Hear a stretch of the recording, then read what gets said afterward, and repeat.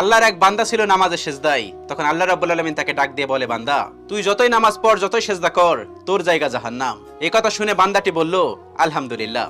আল্লাহ তখন বলে, এই বান্দা, জাহান্নামের কথা শুনে কেউ আলহামদুলিল্লাহ কয়? বান্দা তখন বলে, আল্লাহ, জাহান্নামের মালিকও তুমি, জান্নাতের মালিকও তুমি। তুমি আল্লাহ খুশি হয়ে যদি আমাকে জাহান্নামও দাও, তাও আমার আপত্তি করার কোনো অধিকার নেই। আল্লাহ তখন বলেন, বান্দা, জাহান্নামে গেলে তুই পুড়ে যাবি, তোর খুব কষ্ট হবে। বান্দা তখন বলতেছে, আল্লাহ, কষ্ট শুধু আমার হবে না, তোমারও হবে। আল্লাহ তখন বলতেছে, বান্দা, তুই পুড়বি জাহান্নামের আগুনে, আমার কষ্ট হবে কেন?